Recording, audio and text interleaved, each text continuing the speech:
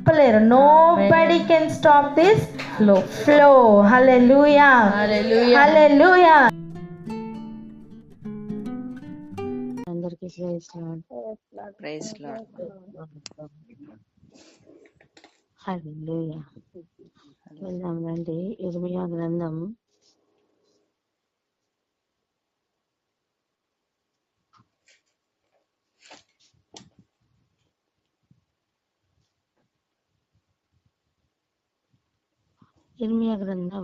51వ అధ్యాయం 48వ వచనం చదువుదాం. 48, 49. ఇర్మియా గ్రంథము 51వ అధ్యాయము 48, 49 వచనాలు. దానిని పాడు చేయువారు ఉత్తర దిక్కు నుండి దాని యొద్దకు వచ్చుచున్నారని, ఆకాశమును భూమియు వాటిలో సమస్తమును బబులోను గట్టిని గూర్చి సంతోషించును. ఇదే యెహోవా వాక్కు. బబులోను ఇశ్రాయేలులో హతులైన వారిని కూలజేసినట్లు సర్వభూమిలో బబులోను నిమిత్తము హతులైన వారు కూలుదురు. ఆమేన్. ఆమేన్. 50 కూడా చదివినాను. ఖడ్గమును తప్పించుకొనిన వారులారా, ఆలస్యము చేయక వెళ్ళుడి. దూరము నుండి మీరు యెహోవాను జ్ఞాపకం చేసుకునుడి. యెరూషలేము మీ జ్ఞాపకమునకు రానియుడి. హల్లెలూయా. హల్లెలూయా. ఈరోజు ఈ 2 విషయాలు మనం చూడబోతున్నాం. చూసుకొని ప్రార్థనలోకి వెళ్ళబోతున్నాం. మొదటి మాట, యెరూషలేము మీ జ్ఞాపకమునకు రానీయుడి. పలకండి అన్నమాట. యెరూషలేము మీ జ్ఞాపకమునకు రానీయుడి. ఇలా చెప్పండి, యెరూషలేమును నీ జ్ఞాపకమునకు రానివ్వు. యెరూషలేము నీ జ్ఞాపకమునకు రానివ్వు.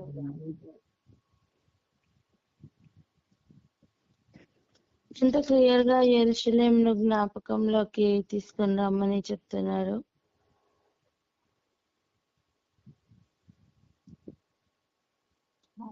మర్చిపోయిన ప్రతి దాన్ని కూడా వెనక్కి తీసుకొని రా. హల్లెలూయా.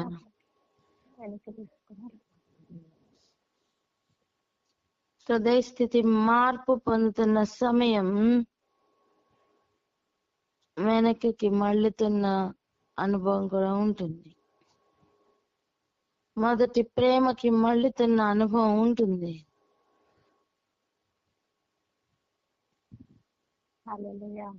హల్లెలూయా. చూడండి, ఐగుప్తు చెరకి బబులోన్ చెరకి ఒక డిఫరెన్స్ ఉంది. ఐగుప్తు చెర అసలు దేవుడే తెలియకుండా ఉన్న ఒక స్థితి నుండి ఆశ్చర్యకరమైన వెలుగులోనికి నడిపించుకుంటున్న అనుభవం. ఐగుప్తు చెర విడుదల పొంది అరణ్య మార్గంలో, అర్థం ఆజ్ఞల మార్గంలో ప్రయాణం నేర్చుకుంటున్న అనుభవం. అది ఐగుప్తు చెరను విడిచిపెట్టి బయటికి రావడం. కానీ బబులోను చెరలోనికి వెళ్ళడం అంటే అది కాదు. ఆజ్ఞల మార్గం ఉంది కానీ అనుసరించని అనుభవం బబులోను అనుభవం. దానిలో నుంచి బయటికి వస్తూ విడుదల పొందుతున్న ఆ అనుభవం సియోనును జ్ఞాపకం చేసుకుంటూ, యెరూషలేమును జ్ఞాపకం చేసుకుంటూ ఉన్న అనుభవం. ఈరోజు సూటిగా చెప్తున్నమాట, యెరూషలేమును జ్ఞాపకం నాకు రానియడి. మన జ్ఞాపకాలలో వేరే ఇతరవి చాలా ఉంటాయి. వాటన్నిటిని ఎరేజ్ చేసి, వాటన్నిటిని తుడుపు పెట్టి యెరూషలేము మీద ఒక ఆశ అధికమగును గాక. ఆమేన్.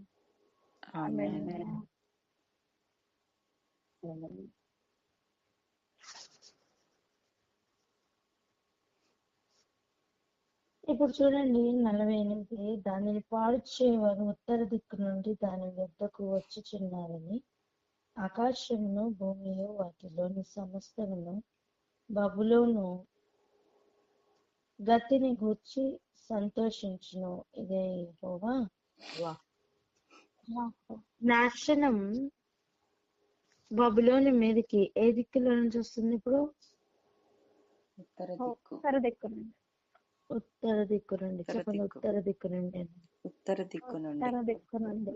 స్తోత్రం. ఇప్పుడు చూడండి, ఈవెన్ యెరూషలేముకు నాశనం వచ్చేటప్పుడు కూడా ప్రభు చెప్పిన దిక్కేది తెలుసా? ఉత్తర దిక్కే. ఉత్తర దిక్కు. అప్పుడు ఉత్తర దిక్కు నుండి ఎవరు వచ్చారు? నెబుకద్నెజరు వచ్చారు.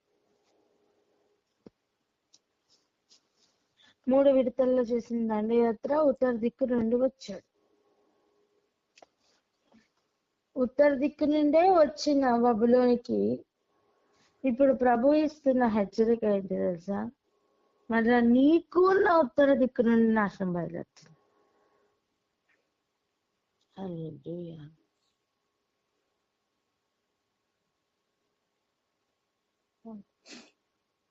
అక్క మళ్ళీ ఒకసారి చెప్తా మాట. నిన్న కాదు మొన్న చూసుకున్నాం, చూసారా? ఒక ప్రవచనం వారికి రిలీజ్ అయింది. ఎవరికి? బబులోనికి రిలీజ్ అయింది, కానీ వారు అది చేశారు అని. అవును. సేమ్ అలాగనే వీరికి, అంటే బబులోనికి ఉన్న ప్రవచనం ఏమని? ఉత్తర దిక్కు నుండి నాశనం వస్తుంది. కానీ వీరు, అంటే బబులోను యెరూషలేముకు ఉత్తర దిక్కులో మళ్ళీ ఉంది. యిర్మీయా యెరూషలేముకు ప్రవచనం రిలీజ్ చేస్తున్న సమయం, నీకు ఉత్తర దిక్కు నుండి నాశనం రాబోతుంది అని ప్రవచిస్తున్నాడు.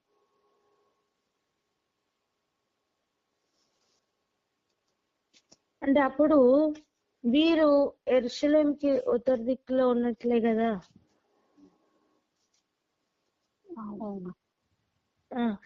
బబులోనికి ఉన్న ప్రవచనం లేదా పరిపూర్ణత ఎలాంటిది అంటే, అది ఏమేం చేసిందో దాని అంతటికీ కూడా దానికి మరలా రాబోతుంది. యెరూషలేము మీదకి అది ఉత్తర దిక్కులో నుండి వెళ్ళింది కదా, ఇప్పుడు దాని మీదకి ఉత్తర దిక్కులో నుండి మళ్ళీ నాశనం రాబోతుంది. అది అర్థమైందా?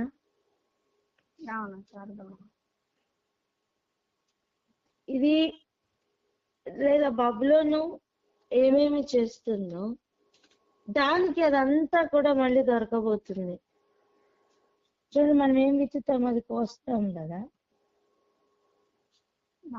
విత్తనం విత్తి ఎక్కువ స్థాయిలోకి వస్తామా తక్కువ స్థాయిలోకి వస్తామా?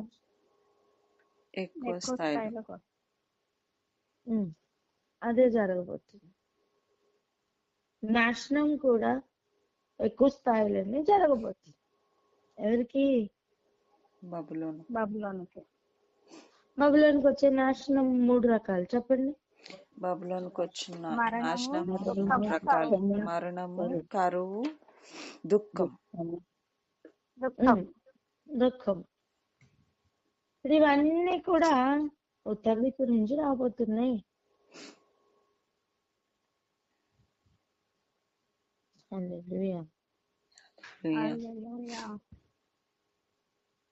బబులోనికి ఇలా అవుతుంటే అయ్యో పాపం అయ్యయ్యో అనేవాళ్ళు లేరండి.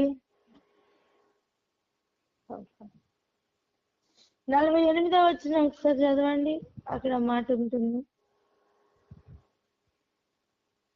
దానిని పాడు చేయవారు ఉత్తర దిక్కు నుండి దాని యొద్దకు వచ్చుచున్నారని ఆకాశమును భూమియు వాటిలోని సమస్తమును బబులోను గతిని గూర్చి సంతోషించును. ఇదే యెహోవా. సంతోషించును. అయ్యో పాపం అనేవారు ఉండరు. అయ్యో బబులోనికి ఇలా అయిపోయింది అనేవాళ్ళు ఉండరు. బబులోనికి జరుగుతున్న దాన్ని చూసి ఆకాశము భూమి కూడా, భూమిలో ఉన్న సమస్తము సంతోషించబోతుంది. ఆకాశంలో ఉన్న సమస్తం కూడా సంతోషించబోతుంది. హల్లెలూయా. హల్లెలూయా. ప్రతి అసహ్యమును చూస్తూ ఆకాశము భూమి తట్టుకోలేని స్థితిలో ఉన్నారు తెలుసా. ఒక యజమానుడు, మంచి యజమానుడు ఉండేవాడు. కానీ ఏదో కారణాల వల్ల యజమానుడు మారిపోయాడు అనుకోండి, అంటే వేరే యజమానుడు వచ్చాడు. అప్పుడు ఆ యజమానిని బట్టి అక్కడ ఉన్న పని వారికి సంతోషం ఉంటుందా? ఉండదు. ఎప్పుడు కూడా ఆ పాత యజమానిని జ్ఞాపకం చేసుకోరా? చేసుకుంటారు. కానీ ఇప్పుడు ఒక విషయం చెప్పండి, పాత యజమాని మళ్ళీ రాబోతున్నాడని న్యూస్ వచ్చింది అనుకోండి, ఎలా ఉంటది? సంతోషం. సంతోషం. ప్రకృతికి కూడా అదే సంతోషం. హల్లెలూయా. హల్లెలూయా. హల్లెలూయా. ప్రకృతికి కూడా అదే సంతోషం, ప్రకృతికి కూడా అదే ఎదురు చూపు. దేవుని కుమారుల ప్రత్యక్షత కొరకు సృష్టి మిగుల ఆశతో ఎదురు చూస్తుంది. సృష్టి మొత్తం బబులోనుకు నాశనం వస్తున్న సమయం సంతోషిస్తుందట.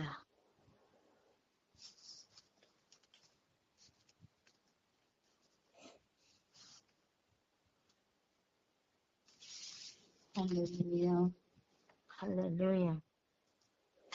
అర్థం చేసుకుందాం. భూమిలో ఉన్న సమస్తము సంతోషిస్తుంది, ఆకాశంలో ఉన్న సమస్తం కూడా సంతోషిస్తుంది. చూడండి, ఆకాశంలో ఉన్న కొంతమంది ఇలా చెప్పట్లేదా, రాత్రి పగళ్ళు నేరం మోపవాడైన అపవాది కూలిపోయాను అని. అప్పుడు సంతోషిస్తున్నారు ఎవరు? ఆకాశంలో ఉన్నవారు, పరలోక నివాసులు పలుకుతున్న మాట అదే. ఉన్నత స్థల నివాసులు ఉన్నారు. ఎన్ని హైయర్ అథారిటీస్ ఉన్నాయో తెలుసా? ఒకసారి ఎక్నాలజ్ చేయడం స్టార్ట్ చేస్తే ఆయన కింగ్డమ్ గురించి కొంచెం ఒక పాయింట్ ఒక 1%, ఒక 9% దొరుకుతుందేమో. హల్లెలూయా. బబులోనుకు జరుగుతున్న సంగతిని చూసి ఆకాశము భూమి సంతోషిస్తాయి. నేను అంటాను, ఆ సంతోషం కొరకు ఇప్పుడు ఎదురు చూస్తున్నాయి. హల్లెలూయా.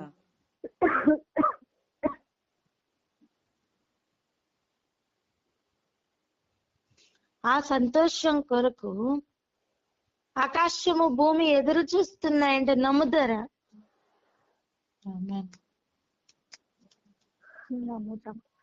ఈరోజు నీ ఎదురు చూపు ఏంటి?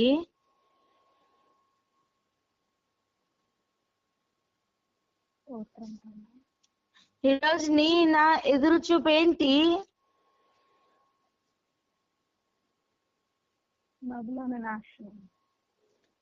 ఉందా? యెరూషలేము జ్ఞాపకం నాకు వస్తుందా? యెరూషలేము అంటే ప్రస్తుతం ఉన్న యెరూషలేము మాత్రం కాదండి. ఎత్తైన పర్వతం మీదకి తీసుకుని వెళ్తే కూడా ఇంకా ఎత్తు నుండి దిగుతున్న ఆ యెరూషలేము పట్టణం. హల్లెలూయా. లోకంలోనే ఎత్తైన కొండ దగ్గరికి వెళ్తే కూడా యెహోవా యొద్ద నుండి, ఆయన సన్నిధి నుండి బయలుదేరిన రాజ్యం. హల్లెలూయా. హల్లెలూయా. దాని కొరకు ఎదురు చూస్తే అనుభవం ఉందా? హల్లెలూయా. ఒకవేళ ఉంటే బబులోనుకు జరగబోతున్న దాన్ని చూసి సంతోషం వస్తుంది. హల్లెలూయా. నువ్వు బబులోనుతో డిటాచ్ అయితే బబులోనుకు జరగబోతున్న దాన్ని బట్టి సంతోషం ఉంటుంది. నువ్వు బబులోనుకు అటాచ్ అయి ఉంటే బబులోనులో జరగబోతున్న దానికి నీకు దుఃఖం వస్తుంది. నువ్వెవరి సంబంధి నీకు అప్పుడే అర్థమవుతుందమ్మా.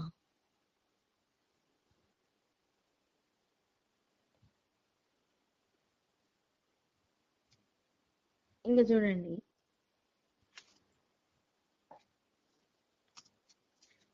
బబులోను ఇశ్రాయేలీలో హతులైన వారిని కూలచేసినట్లు సర్వభూమిలో బబులోను నిమిత్తం హతులైన వారు కూలుదురు.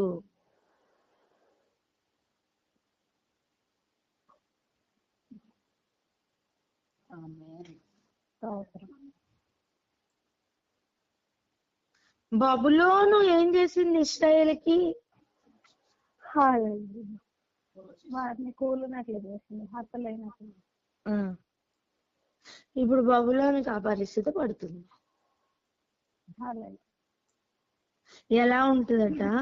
ఖడ్గమును తప్పించుకున్న వారులారా ఆలస్యం చేయక వెళ్ళిడి. ఎందుకు తెలుసా?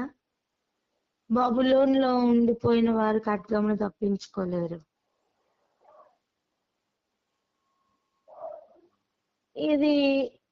ఇది ప్యూర్ గా ఈ ఖడ్గం మనకు తెలియాలి. నేను చూపిస్తాను. ఇక్కడ ఆగి ఎవరైనా ప్రార్థన అందుకోండి. మహోన్నతుడ పరిశుద్ధ ప్రభా, స్తుతి స్తుతి స్తోత్రం స్తోత్రం స్తోత్రం చెల్లించుకుంటున్నాం తండ్రి. వందనాలు ప్రభా, స్తోత్రములయ్యా. అవునా తండ్రి ప్రభా, యెరూషలేమును ఈ దినమున జ్ఞాపకం చేసుకొని అతన్ని జ్ఞాపకముకు రానివ్వు అని చెప్తున్న దైవమా మీకు స్తోత్రములయ్యా. ఆయన మరచిపోయిన ప్రతి దాన్ని కూడా వెనక్కి చూసి హృదయ స్థితి మార్పు పొంది ఆయన మొదటి ప్రేమకు తిరిగినటువంటి అనుభవంలోనికి రావడానికి కృప చూపిస్తున్న తండ్రి మీకు స్తోత్రములయ్యా. స్తోత్రములు తండ్రి. ఆయన నా ప్రభా మీకు వందనాలు చెల్లించుకుంటున్నాం. ఆజ్ఞల మార్గంలో ఉండి అనుసరించని అనుభవంలో ఉండడమే బబులోను చెర అని చెప్పి ఉండగా దానిలో నుండి బయటికి వస్తున్న అనుభవమే యెరూషలేమును జ్ఞాపకం చేసుకునే అనుభవం అని చెప్పి ఉండగా తండ్రి మీకు స్తోత్రములయ్యా. యెరూషలేము మీద దినదినము ఆశ అధికమగును గాక అని ప్రార్థిస్తున్నాము తండ్రి మీకు వందనాలు ప్రభా. నా తండ్రి, బబులోనికి ఏమేమి జరుగునో అని మీరు చెప్పి ఉండగా అది నా తండ్రి ప్రభా, అది ఏమేమి చేసి ఉన్నదో యెరూషలేమునకు ఇశ్రాయేలీయులకు ఏమి చేసి ఉన్నదో అది దానికి వచ్చుచుండగా నా తండ్రి ప్రభా అంతా దానికి రాబోచున్నదని చెప్పి ఉండగా వందనాలు ప్రభా. నాశనము కూడా ఎక్కువ స్థాయిలో రాబోతున్నది గనక స్తోత్రములయ్యా. నాయన బబులోనికి వస్తున్న ఈ నాశనమును చూసి ఎవరు అయ్యో పాపం అనేవారు ఉండరు ప్రభా. నాయన దానికి వస్తున్న నాశనము చూసి ఆకాశముయు భూమియు వాటిలో ఉన్న సమస్తమును నాయన సంతోషించునని చెప్పి ఉండగా తండ్రి మీకు స్తోత్రములు తండ్రి. నాయన నా తండ్రి ప్రభా, ప్రకృతి ఎలాగునైతే నాయన దేవుని కుమారుల ప్రత్యక్షత కొరకు మిగిలిన ఆసక్తితో ఎదురు చూస్తున్నదో అలాగునే భూమిలో ఉన్న సమస్తము, ఆకాశంలో ఉన్న సమస్తము బబులోని నాశనమును చూసి సంతోషించునని పలికిన ప్రభా మీకు వందనాలు నాయన. మరి మా ఎదురు చూపు ఈ దినమున ఏమై ఉండాలి అని మీరు ప్రశ్నించి ఉండగా నాయన మాకు తెలియజేసి ఉండగా నాయన నా తండ్రి నా యొక్క ఎదురు చూపు యెరూషలేముకు జ్ఞాపకము వచ్చుచున్నది అని యెరూషలేము మీద నా తండ్రి ప్రభా ఆ యొక్క ప్రేమ అధికమగినట్లు కృప చూపించండి ప్రభా. యెరూషలేము అంటే నా తండ్రి రాశ నాయన ఎత్తైన పర్వతం మీద నుంచి ఆయన చూసినప్పుడు ఆ దేవుని సన్నిధిలో నుంచి ఆయన దిగి వస్తున్న ఆ యెరూషలేము పట్టణము మీదనే ఎదురు చూపుతున్నటువంటి అనుభవము ఉండినట్లు ఆశీర్వదించండి ప్రభా. మీకు వందనాలు నాయన, మీకు స్తోత్రములు. ఒకవేళ ఆ ఎదురు చూపు యెరూషలేమును చూస్తున్నటువంటి ఎదురు చూపు అనుభవం ఉందా నాయన, బబులోనికి జరగబోదాన్ని చూసి సంతోషం ఉండును, బబులోనికి అటాచ్ అయ్యి ఉంటే దాన్ని చూసి దుఃఖం ఉండునని సెలవిచ్చిన తండ్రి స్తోత్రములయ్యా. నాయన నా తండ్రి ప్రభా మీకు వందనాలు. నాయన నా తండ్రి ఖడ్గమును తప్పించుకున్న వారులారా ఆలస్యము చేయక వెల్లుడి అని చెప్పి ఉండగా ప్రభా దాన్ని ఆ ఖడ్గమును నాయన తప్పించుకొని నా తండ్రి ఎలాగైతే బబులోనిలో ఉంటే బబులోనికి వచ్చే నాశనంలో ఉన్నటువంటి మరణము దుఃఖము కరువులో ఉంటారు, కానీ నాయన నా తండ్రి ప్రభా దాని యొక్క ఆ ఖడ్గమును తప్పించుకుంటే నాయన జీవ మార్గంలోనికి ప్రవేశించే వారమై నాయన నా తండ్రి సియోను మార్గంలో నడిచేటువంటి వారే ఎటువంటి కరువు లేకుండా సమృద్ధిలో నాయన ఉండే సియోను కుమార్తెల వలె తయారవుతాము ప్రభా. అతి కృప మాకు అందరికీ అనుగ్రహించమని యెరూషలేము ఎల్లప్పుడూ జ్ఞాపకంలో ఉన్నట్లుగా మీ ప్రేమను కుమ్మరించమని యేసు నామములో ప్రార్థిస్తున్నాము తండ్రి. ఆమేన్ ఆమేన్ హల్లెలూయా. ఆమేన్ హల్లెలూయా.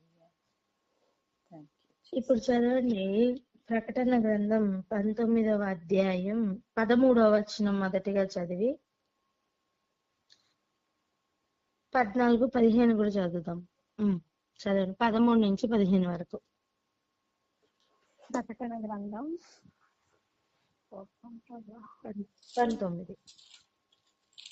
19వ అధ్యాయం 13వ వచనం. హల్లెలూయా. రక్తంలో ముంచబడిన వస్త్రము ఆయన ధరించుకొని ఉండెను, మరియు దేవుని వాక్యము అను నామము ఆయనకు పెట్టబడి ఉన్నది. తర్వాత 15 వరకు రా. జనములను కొట్టుటకే ఆయన నోట నుండి వాడిగల ఖడ్గము బయలు వెడలుచున్నది. ఆయన ఇనుప దండముతో వారిని ఏలును. ఆయనే సర్వాధికారియగు దేవుని తీక్షణమైన ఉగ్రత అను మద్యపు తొట్టి త్రొక్కును. ఆయన నోటిలో నుండి ఒక ఖడ్గము బయలు. ఆ ఖడ్గం ఏం చేస్తుందండి?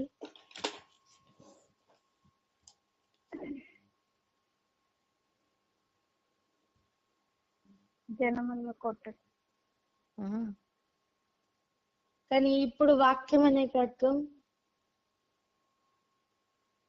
కాపాడుతున్న ఖడ్గం కదా. అవును. అప్పుడు కాపాడుతున్న ఖడ్గం కాదు, అది శిక్షిస్తున్న ఖడ్గం.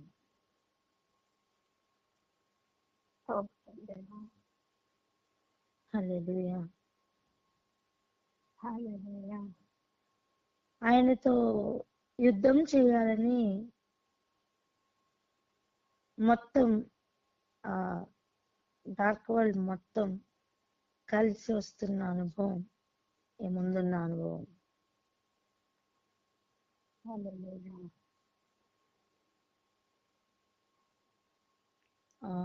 21 చదువున్నాను ఒకసారి. ఓ పని చేయి, 19 చదివి 21 చదువురా. ప్రకటన గ్రంథం 19వ అధ్యాయం 19వ వచనం. మరియు ఆ గుర్రము మీద కూర్చున్న వానితోనూ ఆయన సేనతోనూ యుద్ధము చేయుటకి ఆ క్రూర మృగమును భూరాజులను వారి సేనలను కూడి ఉండగా చూచుకుని. కడమ వారు ప్రకటన గ్రంథం 19వ అధ్యాయం 21వ వచనం.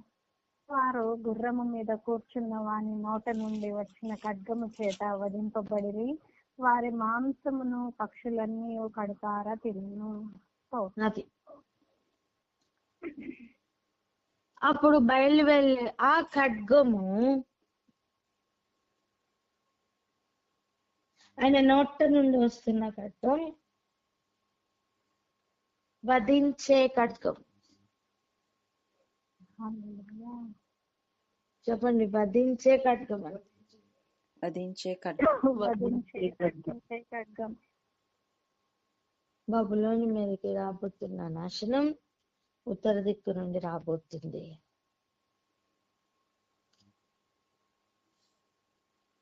ఇదే ఉత్తర దిక్కు నుండి వీరు ఒకసారి ఇశ్రాయేలు మీదకి దండయాత్రకు వెళ్ళిన అనుభవం ఉంది.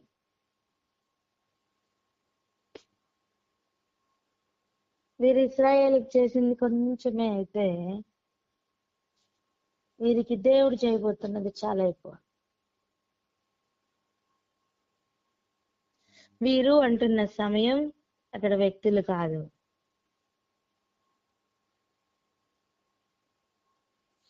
వీరు అంటున్న సమయం అక్కడ వ్యక్తులు కాదండి,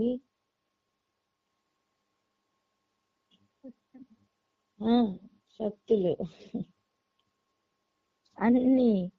అన్ని వ్యతిరేకపు శక్తులు, దురాత్మలు, అన్ని. ఇక నెగటివ్ అని చెప్తున్నాము అంటే అది బబులోనే ఉనికి పట్టు. దాని ఆరిజిన్ ప్లేస్ బబులోన్ అండి.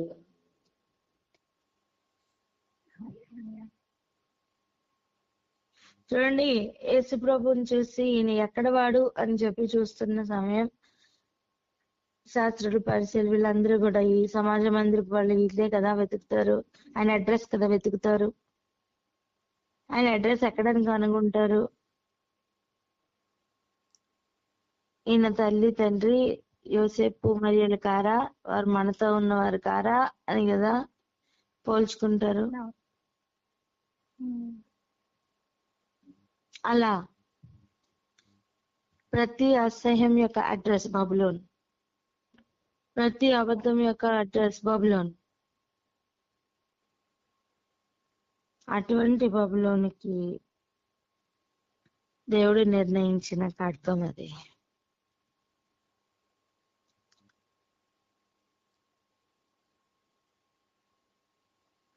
ఇదిగో అలా ఒక నాశనం చేయబోతున్న ఖడ్గం నోట నుండి కాపాడబడిన వారు ఉన్నారు. ఎవరు వారంటే బబులోన్ లో ఉన్నవారు కాదు, సియోను కొరకు ఎదురు చూస్తున్నవారు. హల్లెలూయా. ఈరోజు ఒక్కటే నీ నిరీక్షణ దేని మీద ఆధారపడింది? ఈరోజు నువ్వు దేని కొరకు ఎదురు చూస్తున్నావు? అసలు ఎదురు చూపు ఉందా?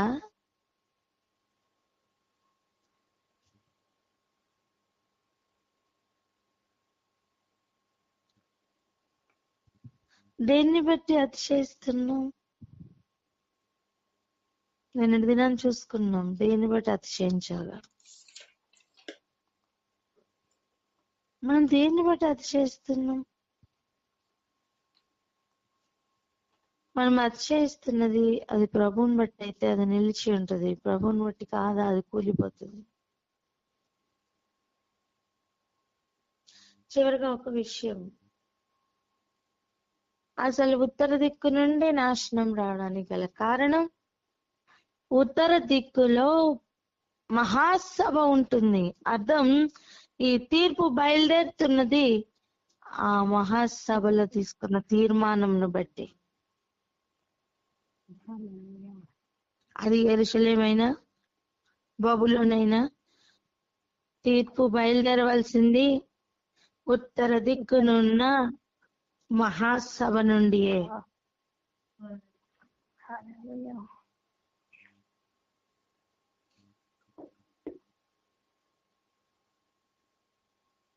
అదే మహాసభలో నుండి యోబు మీదకి పరీక్షలు బయలుదేరాయి తెలుసా? ఒక విషయం చెప్పనా, అదే మహాసభలో అపవాది పేతుర్ని జల్లెడ పట్టడానికి అడిగాడు, దేవుడు ఇవ్వలా.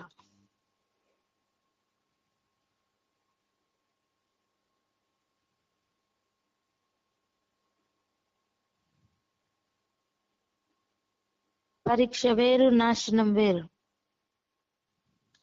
పరీక్షలు ఫెయిల్ అయిన వానికి నాశనం.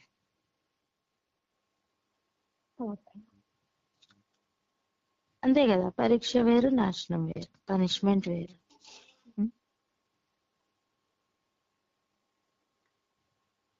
సియోను జ్ఞాపకం చేసుకోవాలి, యెరూషలేమును జ్ఞాపకం చేసుకోవాలి. బబులోనులో నుండి తప్పించుకునే అవకాశం ఇంకా రాలేదా? ఆజ్ఞ ఇంకా జారీ అవ్వలేదా? దాని గురించి ఎదురు చూడు.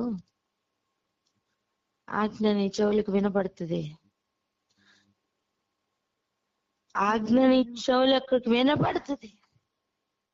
హల్లెలూయా.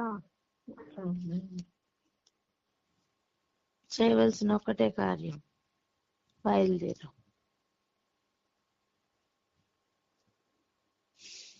ప్రార్థన చేసుకుందాం అక్క.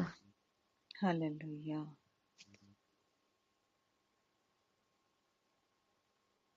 Thank you, Jesus. Hallelujah. Thank you, Lord.